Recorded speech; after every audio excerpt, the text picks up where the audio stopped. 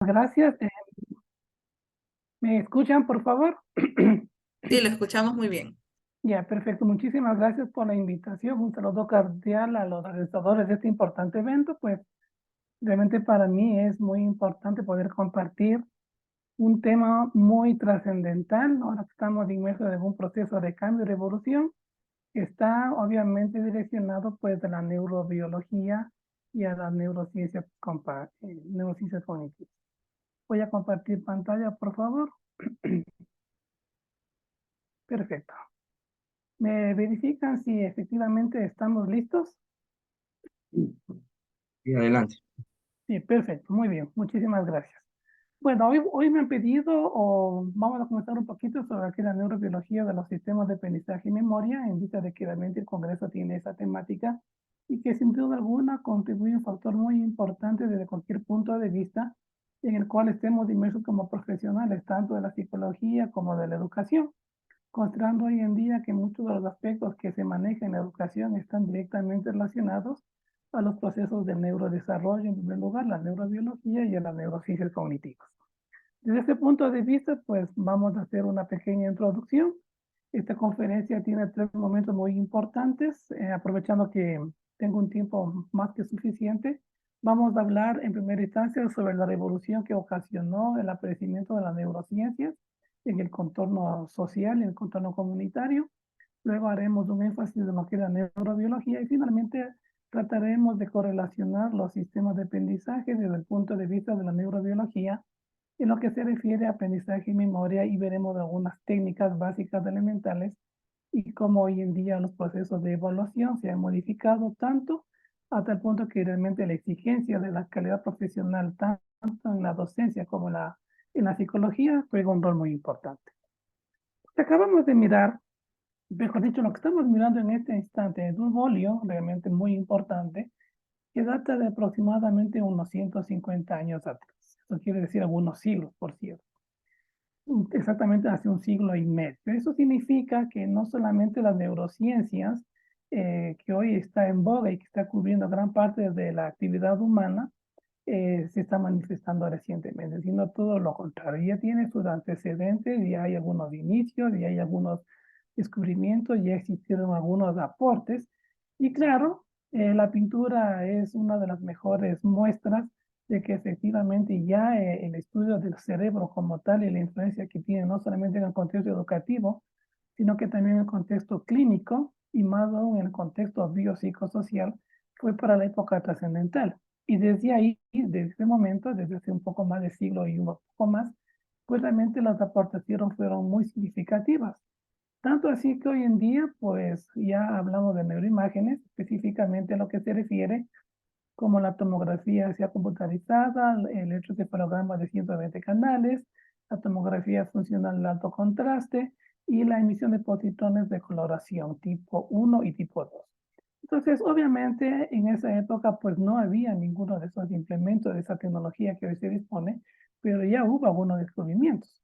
Por ejemplo, el estudio de la corteza, lo vemos en estudios por Morten, sí, obviamente de una manera rudimentaria, pero existieron. Y claro, sin duda alguna, los aportes fueron muy significativos.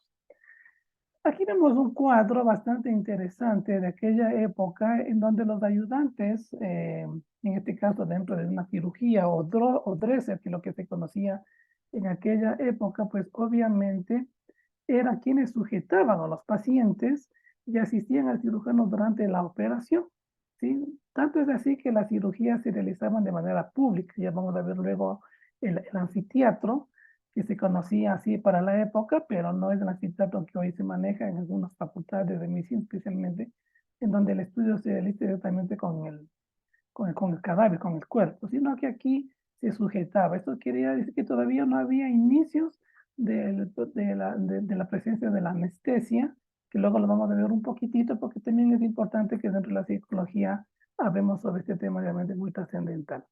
Entonces, en este cuadro, en esta pintura, bastante, hasta cierto punto diría yo, muy rudimentaria, vemos que los dressers sujetaban a los pacientes y asistían al cirujano durante la operación. Lo sujetaban, qué interesante es eso, ¿no?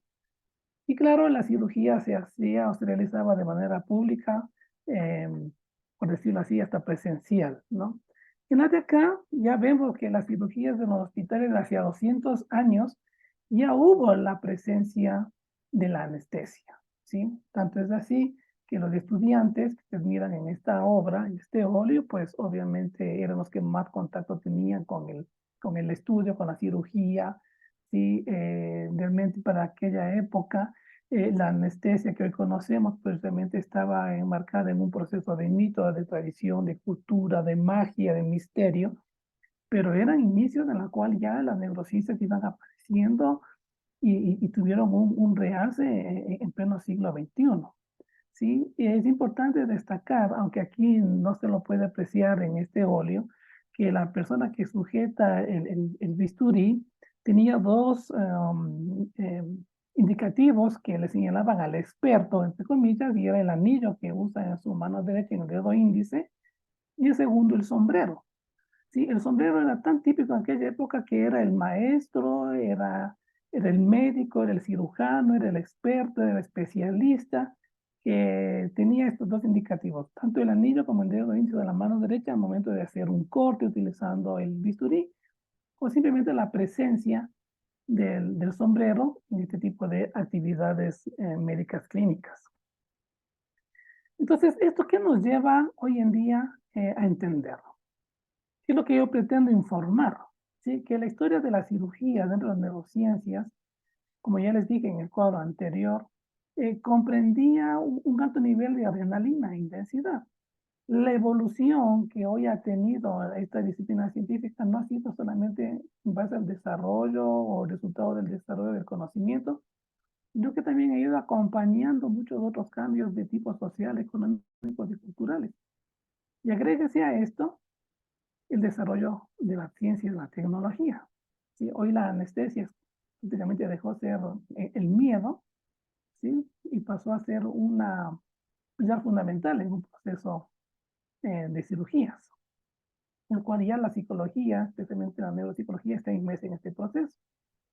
Entonces, en aquella época, como digo en el cuadro anterior, la mezcla de la magia, el mito y algunas prácticas, hasta cierto punto se convertían de manera primitiva y pasaban ya por procedimientos quirúrgicos. Recuerden que Hipócrates formó parte de ese tipo de procedimientos quirúrgicos. Y si hablamos de Hipócrates, pues estamos hablando de los años 460 a 370 a.C. Y ya apareció para la época, así tantos siglos atrás, la división entre los cirujanos y los barberos, ¿sí? Que durante la época del Renacimiento tuvieron su resurgimiento, por decirlo así, hasta la llegada y el aparecimiento de las bases científicas, en la cual estaba incluido avances tecnológicos que hoy conocemos y que ya se apoderó la neurociencia, la cual pasó a denominarse las neuroimágenes y que de esta materia pues realmente es muy apasionante. Hoy en día, perdón, gracias al aparecimiento de las neuroimágenes que contribuyó mucho a la neurociencia y a la psicología no es la misma. Hoy la neuropsicología hace su presencia y dicho sea de paso, pues ya en intervenciones quirúrgicas, en evaluaciones del cerebro, en evaluaciones de niños con epilepsia temporal, en evaluaciones de niños con cirugía de epilepsia frontal, ¿sí? Con el objetivo de que se evalúe el nivel de conciencia en plena actividad quirúrgica. La psicología ya no es la misma de antes. Hoy el campo de acción es mucho más amplio y por lo tanto exige una mayor capacidad y un mayor compromiso. Acá, continuando la línea de tiempo, vemos ya el famoso teatro de cirugía. Realmente este es una verdadera obra de arte para la época. Este es un antiguo quirófano que data del año 1822. Usted lo puede ver tranquilamente en la imagen del lado derecho de su computador. La mayoría de las actividades quirúrgicas fueron realmente realizadas acá, ¿sí? Y fueron realmente, por decirlo así, las amputaciones. Ustedes miran, las condiciones sanitarias eran tan malas que en cualquier procedimiento interno era simplemente demasiado peligroso, no existía la asepsia. Y claro, era madera, rústica, rudimentaria, ahí vemos la galería eh, del Theater or Opera, ¿sí? Que era en donde los estudiantes de medicina, los neuroanatomistas, se acercaban y presenciaban el acto quirúrgico. ¿sí? La cirugía. Sea como sea, en todo caso, ¿sí? Uno de los aspectos también importantes de aquella época era que este era el famoso, la mesa quirúrgica, ¿sí? ¿Sí? Este era una mesa. Y realmente la imagen que vemos aquí, pues realmente corresponde a una situación real. Hoy en día eso es un museo. Y ahí sobre esta mesa quirúrgica, pues realmente se hicieron una infinidad de intervenciones, creo que muchas de ellas con éxito, porque no era el implemento, no era el espacio, sino era el compromiso, la calidad del especialista que en aquella época reinaba, aunque no tenía las facilidades que hoy en día existen. Y claro, es lógico suponer que frente a esta situación los pacientes les tapaban los ojos, sí, precisamente para que se pueda realizar la cirugía con mayor éxito. El resultado de las operaciones, la sangre se recogía en un cajón con acerino arena. Ustedes saben que hoy en día eso ya prácticamente no se realiza en ninguna parte del mundo. Hoy ya nos encontramos desde la tecnología en otro nivel, pero aún sin embargo estos fueron los primeros pasos en los cuales dio lugar al aparecimiento de nuevas ciencias como es la neurobiología y que hoy en día no solamente interviene en los procesos de cierto aprendizaje, sino también en otras esferas de las cuales el ser humano se desenvuelve. Y finalmente, miren, este es un equipo de utensilios, por decirlo así, de equipos médicos, sí que se usaban para la época, tenían una característica de que reposaban en una caja forrada de terciopelo, de madera, y se lavaban después de las operaciones, pero no antes, ¿sí? Bueno, sea como sea, la situación es que hubo indicios de que en realidad las neurociencias cognitivas hicieron un aparecimiento espectacular en el avance de esto en el beneficio de los seres humanos. Y así era como realmente se presentaban en las salas de operaciones, ¿sí? Había una claraboya en la parte superior que permitía la entrada de luz, y permitieran alojar al público, especialmente estudiantes de anatomía o de medicina, para que pudieran asistir y poder comprender mejor su formación universitaria. Entonces nos preguntamos, bueno, ¿qué es lo que pasa ahora en realidad con todos estos cambios y transformaciones que hemos sido testigos por estas imágenes, por estas investigaciones que se publicaron hace mucho tiempo? ¿Qué es lo que sucede con las neurociencias? Pues bueno, hoy hablamos de nuevas ciencias como la neurobiología. Estamos hablando de otras ciencias como la ciencia de la escritura, la ciencia de la lectura, la neuropedagogía, la neurodidáctica. La neurobiología no se queda atrás. Estamos hablando de la neuropolítica, de la neurofinanzas, del neuroliderazgo, entre otras, ¿sí? Y quizás la neurobiología, hoy por hoy, es la que está copando muchas esferas en las cuales el ser humano se desenvuelve, como la neurobiología del aprendizaje, la neurobiología del amor, la neurobiología del niño en condición de autismo, la neurobiología del TDAH, la neurobiología de los procesos de la memoria y el aprendizaje, la neurobiología del deficiente intelectual, la neurobiología de la ansiedad y hasta la neurobiología de la depresión.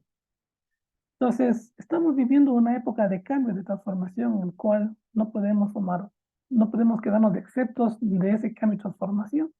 Tenemos que obviamente capacitarnos y dicho sea de paso, pues CIDE y la universidad ha tenido esta gran iniciativa de formar este tipo de eventos científicos. Como le dijo la ciudad decana en sus palabras de inauguración, pues obviamente es un nuevo estilo, una forma de aprender. Y eso es lo que beneficia mucho a nuestro país.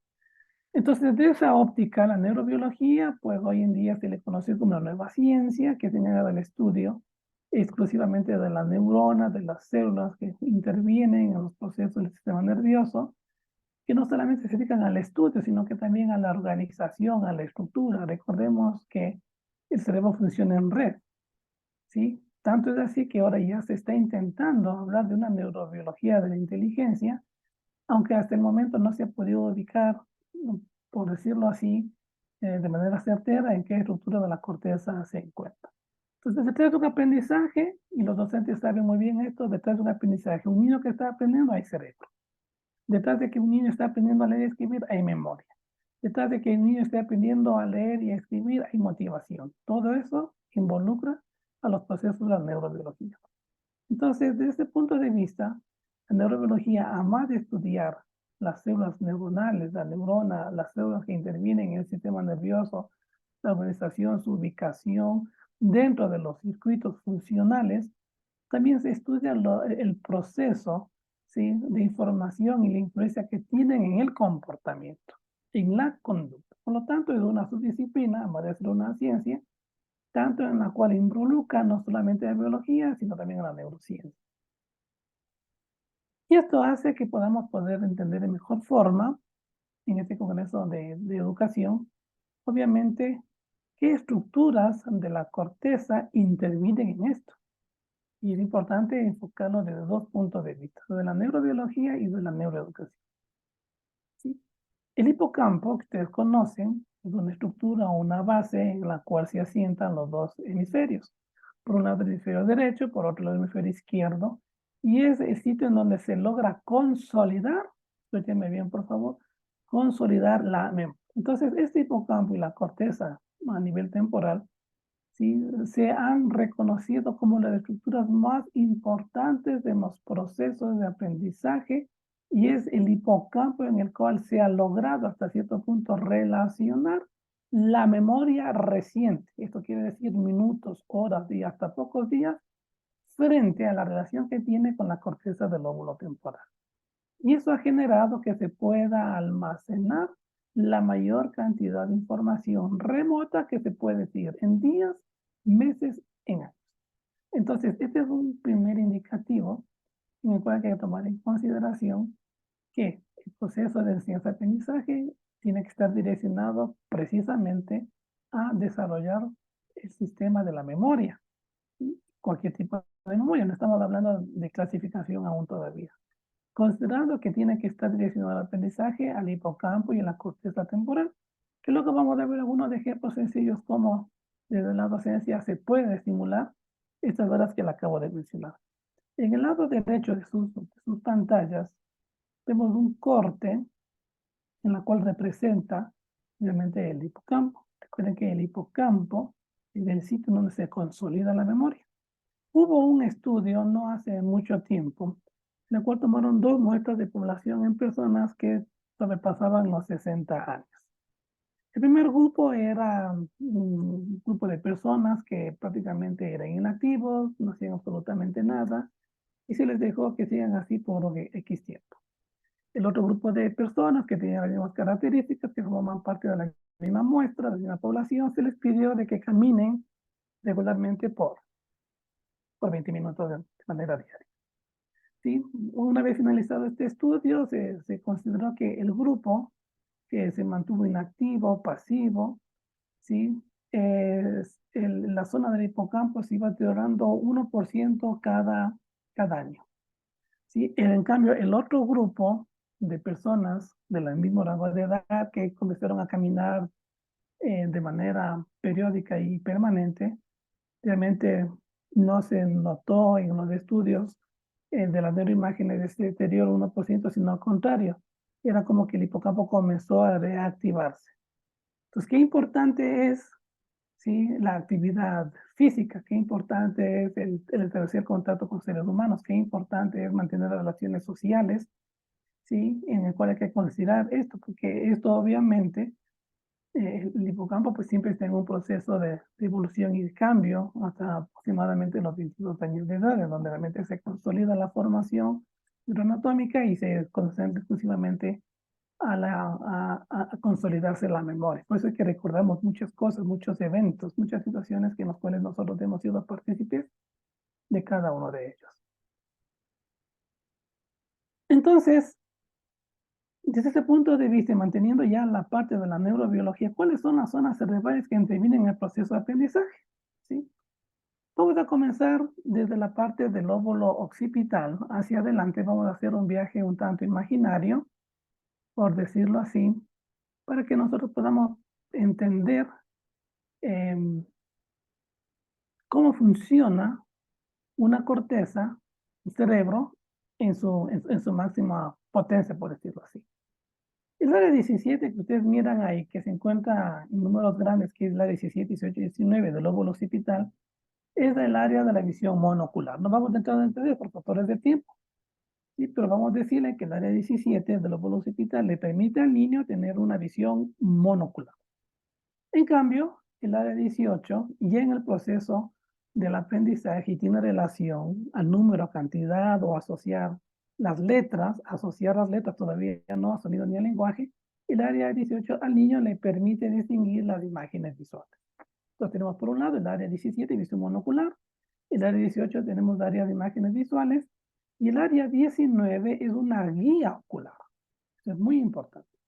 La guía ocular es aquella que permite, como su nombre lo indica, es mover los ojos, el globo ocular, ¿sí? De izquierda a derecha en el proceso de la lectura. Por eso yo les decía al inicio, en la parte introductoria, que hoy estamos hablando de una ciencia de la lectura y de una ciencia de la escritura, porque la lectura es completamente diferente al proceso de la escritura, pero se escribe de izquierda a derecha.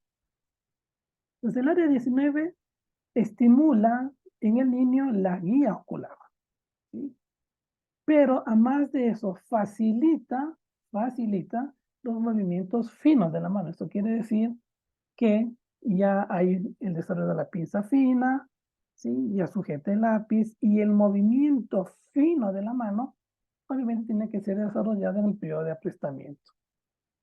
Pasamos del lóbulo occipital al lóbulo parietal. En esta área 39 que está entrada en un cuadrado, ¿sí? De color rojo, es una área de integración gnósica.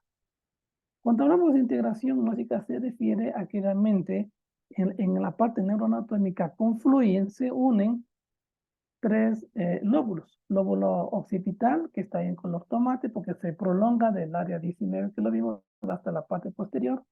El lóbulo temporal, que tiene relación directamente con el oído y la capacidad del lenguaje. Y el lóbulo parietal, que está en la parte superior.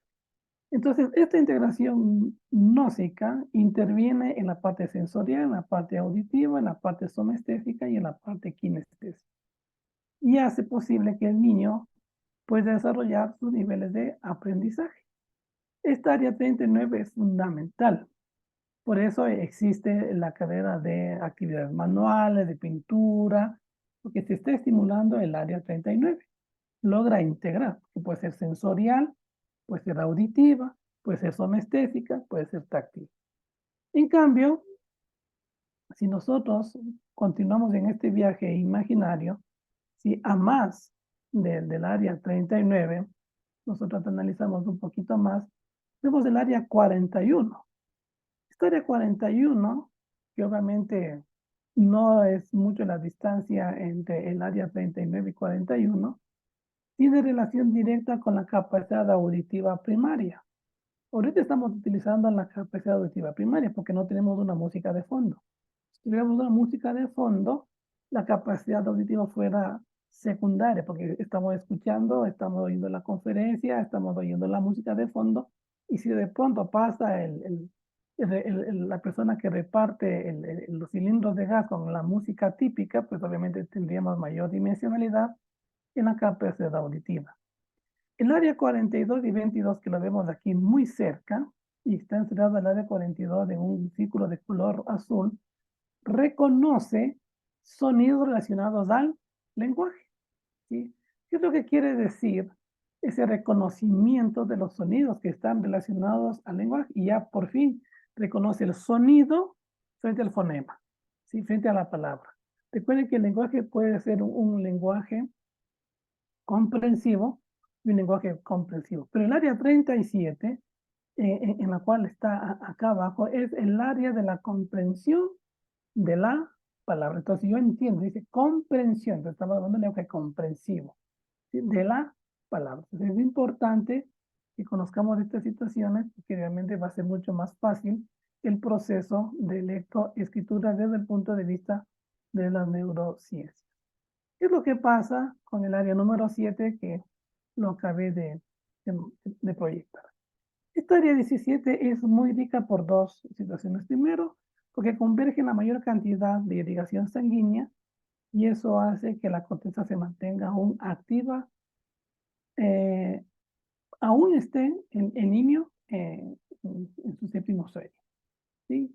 Aquí el área 7 construye imágenes sensoriales del pensamiento, ¿sí? En ocasiones, estas imágenes sensoriales no solamente están relacionadas al pensamiento, sino a la actividad que el niño va realizando durante el día, ¿sí? Y esto permite que el área 40, realmente un área muy importante, que prácticamente se encuentra en el centro de la corteza, esté relacionado directamente con el esquema corporal. ¿Sí? El esquema corporal prácticamente se desarrolla, se fundamenta, se madura en el área 40, y no solamente eso, sino que también interviene en el proceso de integración tridimensional. Igualmente, al ser un solo contexto, la corteza, con todas estas estructuras que los acabo de mencionar, hace que se facilite el proceso de la escritura desde el punto de vista de la neurobiología. Esta noción tridimensional permite que el niño pueda definir lo que es alto, bajo, izquierda, derecha, adentro, adelante y atrás.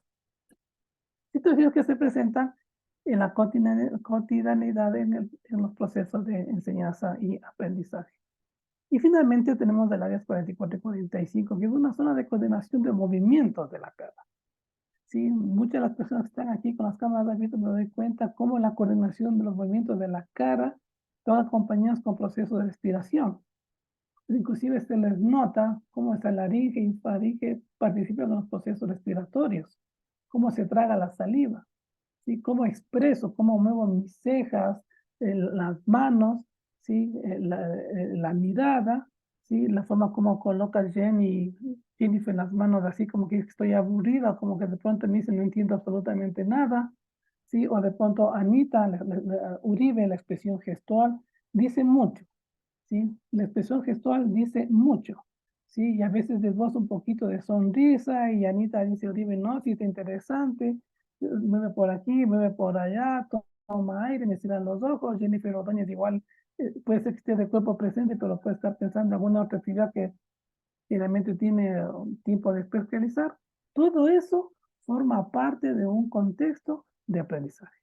Si eso hacemos nosotros como adultos, imagínense ustedes cómo estarán esas edades 44 y 45 en cada uno de los niños dentro de un salón de clase. Muy bien. Y con esta lámina, pues lo que he intentado, o voy a intentar, mejor dicho, es tratar de resumir lo que habíamos visto, ¿sí? Porque en la lámina anterior están direccionados solamente al proceso de enseñanza-aprendizaje. Si habláramos de alguna otra actividad, pues obviamente las áreas de Brodmann cambiarían de manera radical. Pues bueno, aquí vemos casi la misma en la parte superior. Vemos las mismas áreas de Brodmann, 17, 18 y 19, las que acabé de mencionar, porque vimos de atrás hacia adelante, del lóbulo occipital hacia el lóbulo parietal temporal. No hemos visto el lóbulo frontal todavía, porque realmente participan en otras funciones que ya luego los voy a compartir. Pero en estas tres características que hemos visto, miren ustedes cómo ingresa la información en la corteza prefrontal dorsolateral, ¿sí? Y cómo a través de las flechas, que son prácticamente de aferencia, de procesamiento, ¿sí? Que intervienen en todo este proceso, pues la aferencia, cómo ingresa, cómo procesa, cómo responde, cómo sus niveles atencionales se encuentran en su máxima ejecución. Consideren que la atención no es universal, hay atención sostenida, dividida, dirigida y selectiva. Miren cómo en ese proceso todo ese bagaje, esa complejidad de corteza que tienen todos los niños están, ¿sí? Hasta cierto punto incluidos en un proceso de aprendizaje que realmente para él va a ser nuevo, va a ser novedoso, va a ser atractivo. No puedo decir si será fácil, difícil o complejo, pero requiere para que esta corteza funcione de manera mucho más eficiente dos situaciones particulares. Y en esto sí voy a ser bastante preciso. La motivación y el estilo de enseñanza. Sin motivación, yo no sé cuál fue para cada uno de ustedes la motivación de asistir al Congreso. Me hubiera gustado tener un tiempo para interactuar, qué les motivó, ¿sí? Y qué estilo, ¿sí? Se van a presentar aquí para las diferentes ponencias, porque cada ponencia tiene un estilo diferente, ¿sí? Lo importante es captar el mensaje y de eso se encarga la corteza cerebral. captar, otros tomarán nota, otros memorizarán, otros estarán pendientes de quiero que me envíe el profe Villacís la diapositiva, me pareció interesante esto, que esto yo no sabía, etcétera. Lo mismo sucede dentro de la población infantil. Sí, quizás yo diría con mayor expectativa. Es algo diferente. Nos encontramos frente a una corteza inmadura. Nos encontramos frente a una corteza que se puede hacer maravillas en un proceso de enseñanza-aprendizaje cuando este está muy bien direccionado, cuando existen las herramientas suficientes, cuando existe una motivación, cuando hay una muy buena pedagogía de parte del docente, de manera que gracias a ello y otros factores que pueden ser externos y internos, se puede superar muchos escollos para que el niño en la etapa más difícil de su vida, que es un cambio abrupto de primero inicial, segundo inicial, primero de básica, pasar de una educación informal a una educación formal, en donde tiene que hablar en el minuto cívico, donde tiene que decir un poema, unas palabras, hablar frente a 300 estudiantes que estén formados a nivel de columna, en donde escuche la marcha, en donde escuche el himno, no tiene que marchar, no tiene que darse la media vuelta y dirigirse informados a sus respectivos salones de trabajo, en fin. Entonces, esa es la realidad. Y para eso es precisamente este tipo de encuentros. Muy bien. Bueno, este cuadro, ya para ir un poquito más precisando, nos intentado realizarlo, porque aquí vemos los diferentes tipos de memoria, la clasificación, existen diferentes clasificaciones, por cierto, esto no es universal, basada en la duración. La memoria tiene una duración. ¿Sí? Y los tipos de memoria están relacionados con las estructuras cerebrales que están involucradas. Ya conocemos de antemano cuál es la estructura cerebral que está involucrada. Sí, ese famoso sistema límbico, ese hipocampo en donde se consolida la memoria. Pero, además de eso, en este cuadro vemos dos clasificaciones en las cuales intervienen el rol en las memorias que tienen cierto contenido emocional. Y la actividad de la amígdala, que el tamaño es un poquito más grande que la cabeza de un alfiler, es capaz de modular, de regular, sin duda alguna, la intensidad de la memoria, tanto explícitas como implícitas. Si así dice el marco teórico, que lo puse al final del mapa conceptual, vemos que la memoria explícita pueden ser semánticas de episódicas, ¿sí? Y que interviene el lóbulo temporal específicamente en el diencéfalo.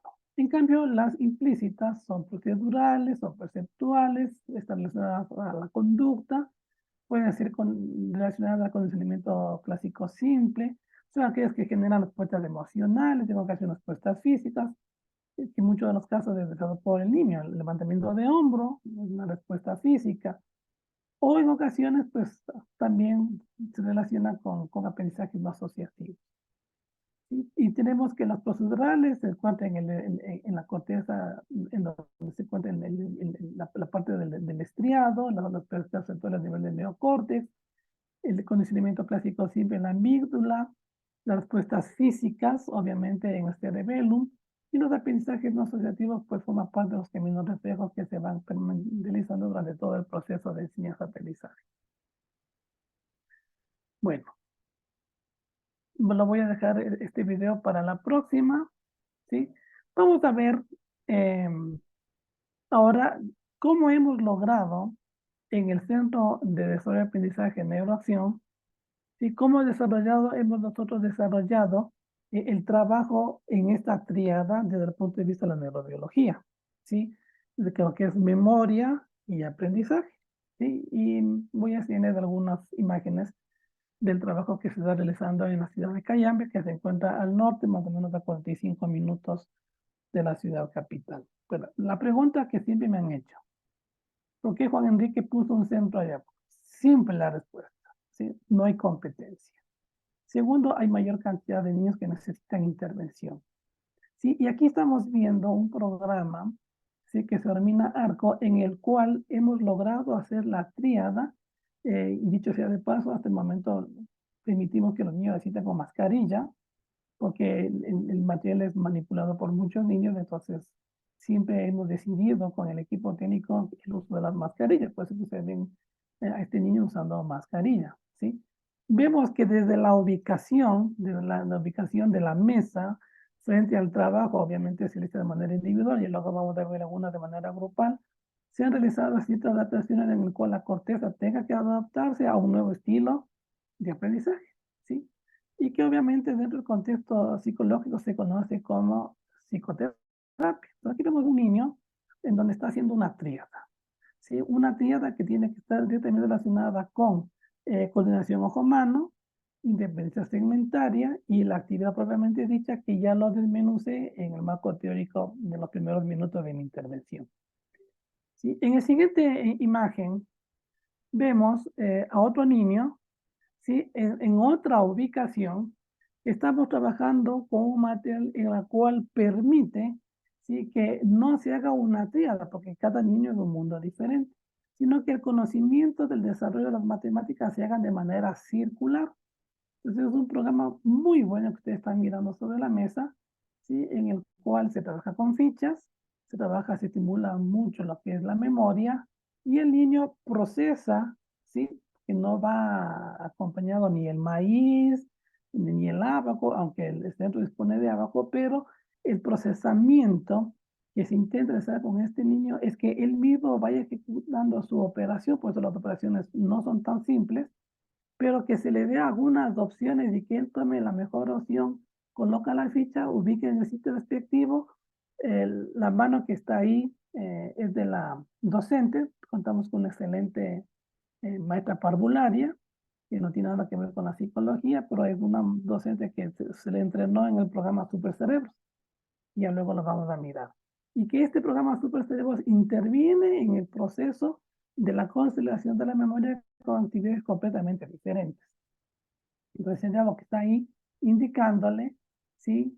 Miren la posición del niño, miren la madre cómo acompaña el proceso desde la parte de atrás, si le hace ubicar atrás para que no tenga un contacto visual directo con el niño y a través de la mirada busque la aprobación o no, pero se trabaja siempre en este contexto. ¿Sí? Esta es una niña eh, que tiene su dificultad, ¿sí? Está trabajando con el mini arco, ¿sí? Y que prácticamente aprendió a establecer este circuito de conectividad neuronal a través de la coordinación ojo-mano, control postural, pues si es que no tiene las sillas de respaldo. Miren la fotografía del medio, parece que tiene respaldo. Para esta niña no tiene respaldo, hay un control postural, hay una independencia segmentaria, y prácticamente lo vemos acá en su mano derecha, mientras que sujeta la ficha, es una independencia segmentaria. Estamos estimulando la corteza, ¿sí? La mesa es un tanto alta, precisamente para evitar una mala posición al realizar la actividad, ¿sí? Y prácticamente es ella quien realiza sola la actividad. Hay un programa, hay un proceso de entrenamiento. Muy bien, vamos a la siguiente. Es la misma niña, está utilizando otro tipo de material. Aquí se está trabajando de manera grupal. Acá hay otro niño que está en un proceso de dictado. ¿Sí? Aquí ella independientemente realiza su actividad en el desarrollo del pensamiento, que son unas fichas que se colocan frente a un tablero. Coloca todas, se mira por 30 segundos, se le retira. Las fichas que no utiliza, se le da la vuelta al material base y prácticamente no tiene línea de ella tiene que ir ubicando el proceso gnóstico que habíamos hablado al inicio y la estimulación de las diferentes áreas corticales.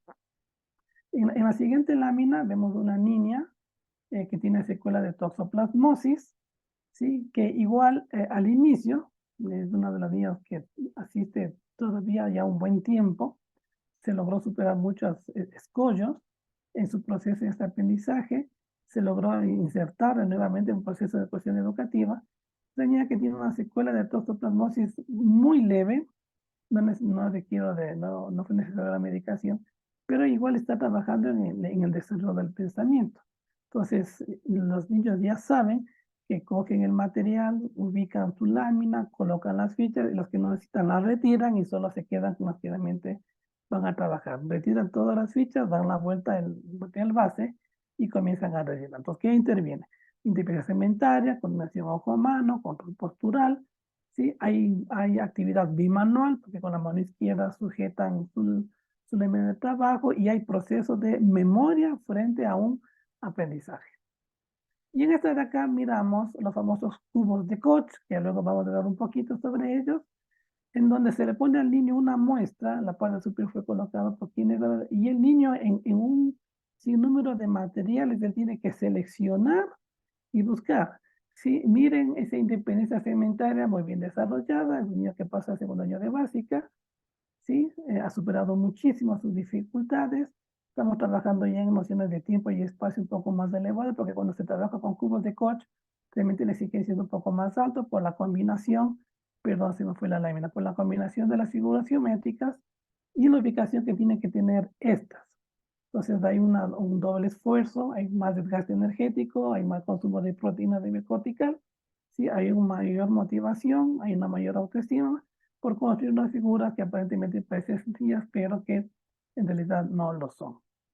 Entonces, eh, como les dije anteriormente, ese es el programa con el cual estamos trabajando hoy en día, Supercerebros, y es que tiene un contexto muy direccionado a la que es neuroeducación, a la neurobiología. Tenemos este programa a la venta, que incluye la venta del equipo, como ustedes lo pueden ver. Viene una maleta, los plásticos, los manuales, porque son 3 manuales bien gruesitos, y el manual de aplicación para padres y maestros, ¿sí? Y el costo de esto, pues, viene obviamente una capacitación. Entonces, este material, ¿sí? Es utilizado de la siguiente manera. Vimos la misma niña con toxoplasmosis. En la parte de se coloca el reloj de arena o de tiempo. ¿Sí? Esta niña sabe leer porque se utiliza el nombre para cada imagen. Y aquí hay varias alternativas, ¿no? Entonces, ella tiene que seleccionar el plástico, colocarlo detrás y tiene que formar al momento una figura. ¿Cómo corroboro si realmente hizo adecuadamente la actividad? Simplemente doy la vuelta a este material y en la parte posterior sale la imagen correcta. Acá vemos a otro niño ya manejando prácticamente. Miren cómo el proceso de lectura mejoró. Hay una motivación, les gusta armar, les gusta construir. La corteza aún se mantiene bastante excitada, ¿sí? Luego, pues, en algunos momentos, pues, la intención es medir esa actividad eléctrica según los electrodos que van frente al computador y se puede mirar un antes y un después. Ese es el objetivo. Entonces, el proceso fluye. ¿Sí? El sistema nervioso va madurando. Existe una intervención neurobiológica en estas actividades, ¿sí? Totalmente novedosas, es las únicas que se realizan en la ciudad de Cayambe. Y la de acá, miren, el ejercicio es diferente, el niño lee, ¿sí? Y prácticamente es quien realiza solo la actividad. La única dificultad que mantiene es el tratar de vencer al tiempo, ¿no? Si no estoy ahí con el cronómetro, ni con el teléfono celular, ni nada. O sea, él ya sabe, saca el material, recuerden qué página se quedó, se sienta, se coloca su reloj de arena y tranquilamente realiza la actividad. Entonces aquí hay algunas características que hay que realmente considerar. Acá miren, el niño que estaba armando con los cubos de Koch, ¿sí? Como hay 3 manuales, tengo 3 grupos de edades bastante amplios. Miren que acá se trabaja siempre con mesa un poco más alta. Acá igual se mantiene la mascarilla, todos los niños siguen haciendo con mascarillas. Y miren él cómo va formando su propia estrategia, ¿no? Entonces él elabora su estrategia, coloca los plásticos, ¿sí? Si bien es cierto, acá lo que tiene que hacer la maestra, perdón, es ubicarle, en este caso la maestra parvularia, que es directora de un plantel educativo, que ahora está justamente en la inauguración, en la que maneja el supercerebro. Eso es raro, ¿no? Que una docente maneja y lo maneja súper bien. Entonces es ella quien da las capacitaciones y da las capacitaciones también inclusive online, ¿sí? Y el material se le entrega prácticamente, pues, el material es original. El niño ya realiza la actividad, ¿sí? Entonces ya sabe cómo ubicar. El momento que ya tiene su estrategia, realmente ya nos damos cuenta de que el proceso va de una manera lineal, ¿sí? Acá tenemos otro niño, ¿sí? Aquí esta es la imagen que tiene que construir, que les decía, ¿sí? Aquí es un niño ya de casi unos 12 años, se le está preparando ya para el ingreso al colegio, ¿sí? Y acá pues prácticamente ya existe la respuesta de esta imagen, la que se tiene que formar, combinando estos partículas que están acá. Aquí vemos la misma niña donde se encuentra osmosis y haciendo algunas otras actividades, intentando reconocer las indicaciones con los estímulos, asociarlos y generar prácticamente la respuesta. Igual acá, miren cómo se coloca la actividad, ¿sí? Construye la palabra de acuerdo a la pista, ¿sí? Entonces va construyendo, va armando y eso facilita mucho este proceso de enseñanza-aprendizaje.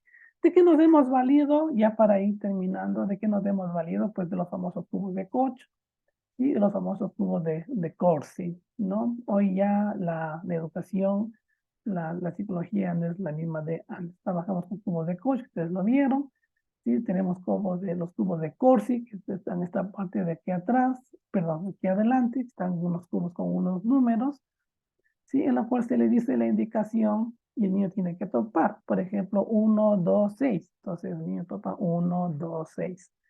Si el docente dice 4, 5, 10, entonces topa 4, 5, 10. Los números tienen que mirar el niño. En este caso, también se maneja la docente o el terapeuta, le dice los números de un listado de números que hay en el material original y lo va topando, ¿sí? Obviamente aquí sí se toma el tiempo porque estamos estimulando la memoria. Y también la atención sostenida. Entonces dice 9, 6, 4, 9, 6, 4 y así sucesivamente.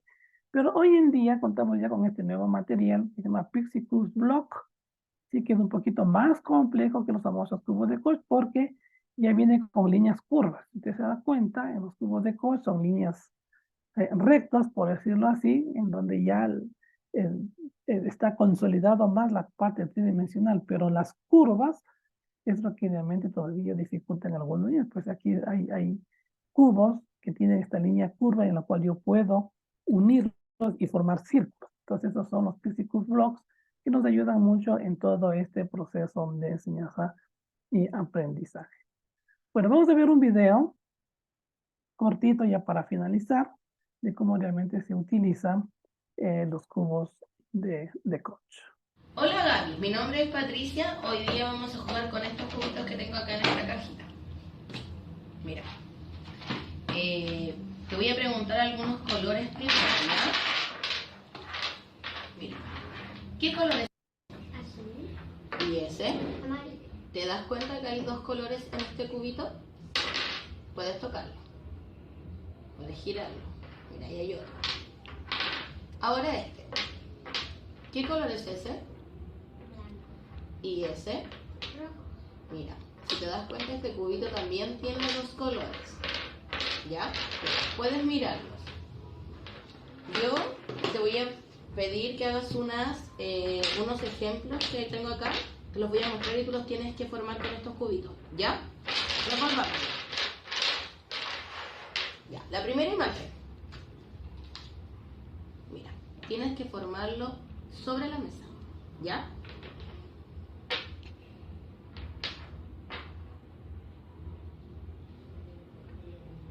Ahora te voy a mostrar otra imagen. Desordenamos de nuevo nuestros cubitos. También tienes que realizarlos sobre la mesa.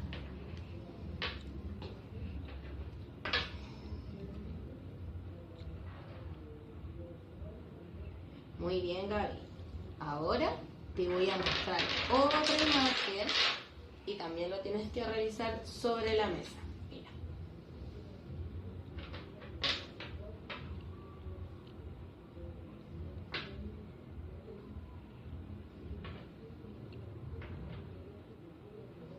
Muy bien, Gaby.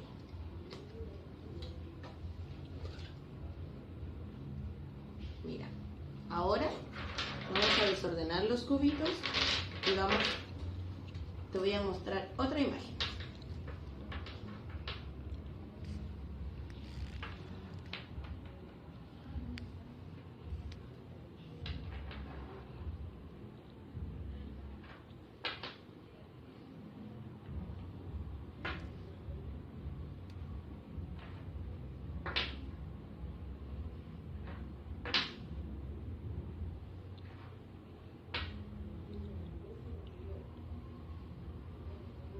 Muy bien, Gaby. Ahora vamos a hacer, vamos a mezclar nuestros cubitos. Mira.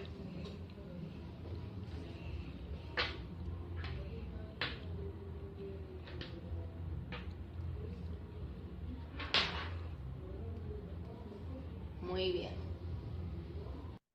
Ya, Gaby, vamos a seguir jugando con nuestros cubitos, ¿ya? Ahora te voy a mostrar otra imagen. Mira bien los colores y fórmame esta figura.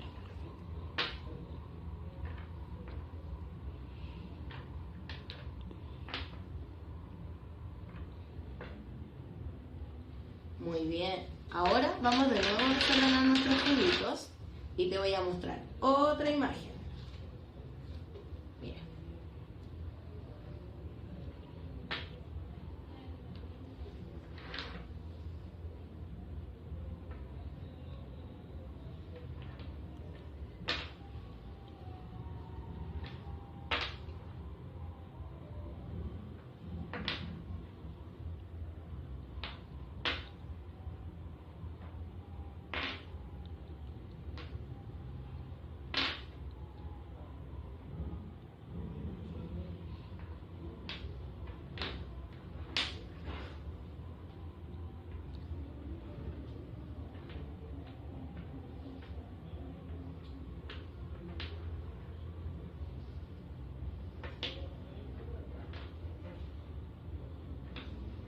Muy bien. Ahora te voy a mostrar otra imagen. Mira, vamos a mezclar nuestros cubitos y te voy a mostrar esa imagen.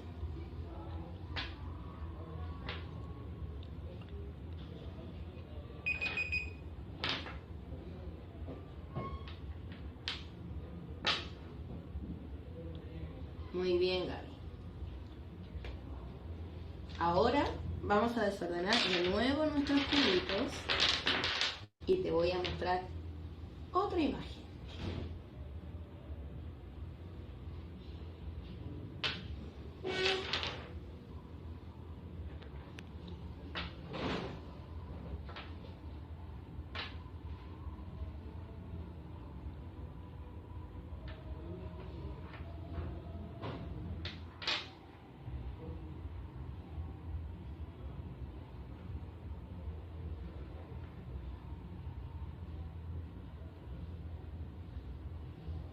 Ya, Gaby. Ahora te voy a mostrar otra imagen y vamos a desordenar nuestros cubitos.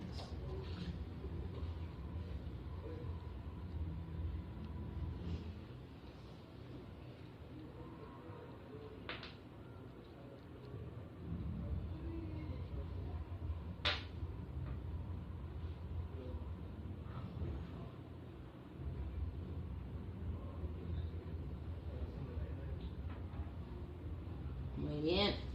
Ahora te voy a mostrar otra imagen. Mira.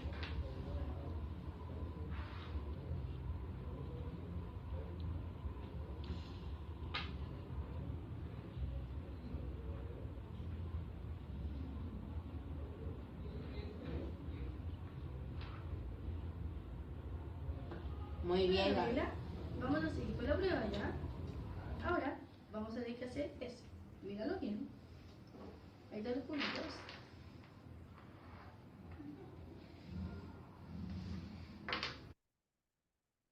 Bueno, fíjense ustedes la importancia que tiene precisamente el uso de los cubos de corcho, ¿sí? Fíjense ahí cómo se va trabajando. No es necesario la presencia de dos profesionales ahí, tranquilamente la primera persona lo puede manejar, lo puede registrar y lo puede tomar el tiempo. Sin embargo, ¿qué vemos en este proceso de aprendizaje? Una muy buena adaptación a un proceso diferente, estimulando diferentes áreas corticales.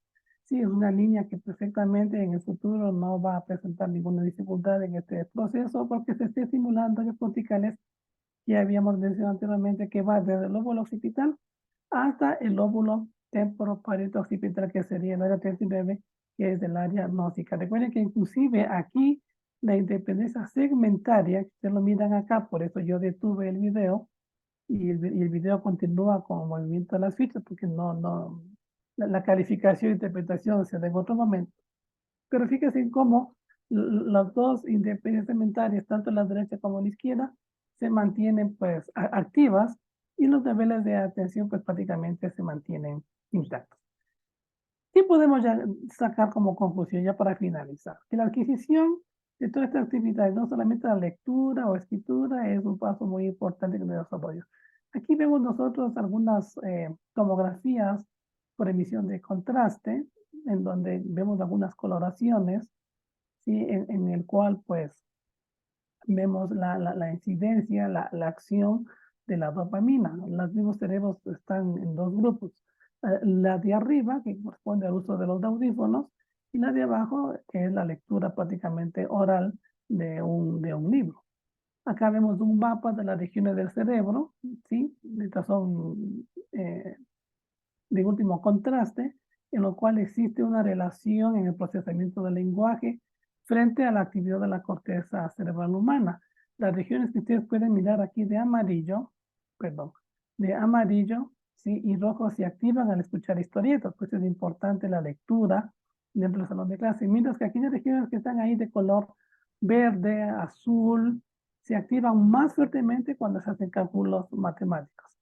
Y en la parte de abajo vemos una sustancia que es como un hueco, puede ser la mielina, ¿sí? Que es la que realmente se concentra una mayor cantidad de mielina. Y finalmente, pues acá vemos un mapa grupal, ¿sí? Diferente al anterior, miren la cantidad de mielina en la corteza humana. Las regiones de rojo, amarillo tienen un alto contenido de mielina, son más intensas, son más fosforescentes, mientras que las regiones de azul, índigo y negro tienen un bajo contenido de mielina. Estos mapas de mielina proporcionan unos marcadores que hasta cierto punto son útiles en el proceso de las regiones que se adecuan funcionalmente frente a distintas actividades que realiza la corteza humana. Entonces, hemos analizado en este primer encuentro 3 momentos muy importantes en lo que se refiere a la historia, a la línea de tiempo, la neurobiología, y finalmente, pues, cómo esta influye en el proceso de la lectura y escritura. Entonces, separar, ya para ir terminando, me quedan 2 minutos, separar el cerebro en regiones en el proceso de cierto aprendizaje es como hacer una parcelación, ¿sí? Hay que darse cuenta la actividad neuronal, hay desgaste de proteínas, hay mayor actividad neuronal, hay mayor funcionalidad, hay mayor motivación, se forman dinámicamente redes neuronales que permiten ayudar a la consecución de actividades específicas. Y aquí podemos darnos cuenta ya un resumen para ir finalizando de cómo las funciones ejecutivas que se encuentran ya en el lóbulo frontal, que es lo más importante, ayuda precisamente no solamente a consolidar la memoria, sino también ayudan en la planificación, interviene en la producción lingüística, interviene en el proceso del lenguaje, en el establecimiento de metas, de estructura, en el diseño de planes, lo que sería la parte metodológica, a la autorregulación, ¿sí? Y vemos ya un niño prácticamente sin problemas, entre comillas, porque hay una gran cantidad de neuronas designadas, hay una coordinación ojo-mano aceptable, hay una pieza fina espectacular, hay una interprecia segmentaria, hay un control postural, hay un nivel de atención permanente, en este caso la atención sostenida, hay una neurona que está afinada a la fecha saludable, hay un campo visual óptimo, ¿sí? Hay una capacidad sensorial espectacular, hay un ingreso de la información, de los conocimientos en este proceso, hay un resultado favorable y que vemos luego un niño feliz, ¿sí? En cambio, ya en la escritura, sabemos que es un proceso mucho más complejo, en el cual se escriben ideas, palabras a través de símbolos, utiliza códigos, es una herramienta que permite comunicarse, hay sentimientos, hay emociones, hay sensaciones, interviene igualmente las funciones ejecutivas, y ¿qué vemos? Vemos un niño saludable, vemos un niño feliz. ¿Por qué? Porque la conciencia fonológica interviene y es aquella que facilita, ¿sí? Y reconoce los sonidos del lenguaje hablado, ¿sí? Frente al nivel de conciencia, que es la base precisamente para aprender a leer. Entonces, miren, aquí vemos un cuadro en el cual lo único que se pretende es llegar a conocer un niño feliz, un niño saludable, un niño adaptado, un niño que va a tener dificultades, los va a superar, un niño que va a cumplir con sus obligaciones dentro de un plantel educativo. Y finalmente, pues ya vemos aquí ya las funciones del lóbulo frontal que intervienen en el razonamiento, lo voy a pasar muy rápidamente, ¿sí? Perdón, se me fue la imagen.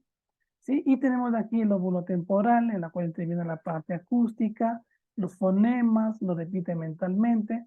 El lóbulo parietal, una coordinación ojo-mano, ¿sí? Cuando mientras que escribe, lo puede utilizar el lápiz o la pintura, y el lóbulo occipital que interviene prácticamente en el área visual. Miren, ahí vemos un niño perfecto, ¿sí? Hay un control postural adecuado, una pieza segmentaria, hay una pieza fina estable, hay una corteza saludable, ¿sí? Hay un ambiente adecuado, entonces todo ayuda para conseguir un excelente proceso de enseñanza-aprendizaje.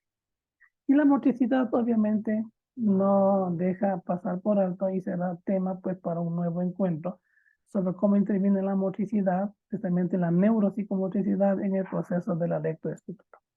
¿Sí? Hoy en día se están utilizando este tipo de pruebas neuropsicológicas para evaluar.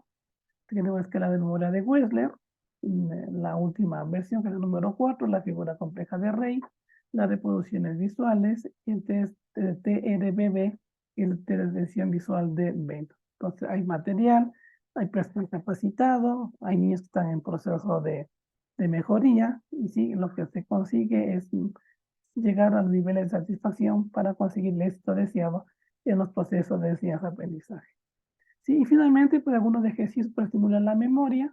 Sí, tenemos este nuevo material exclusivamente para docentes, psicopedagogos y neuropsicólogos, sí, que ayuda precisamente para mejorar todos estos procesos que hemos estado conversando y que tienen una base científica dentro de las neurociencias cognitivas.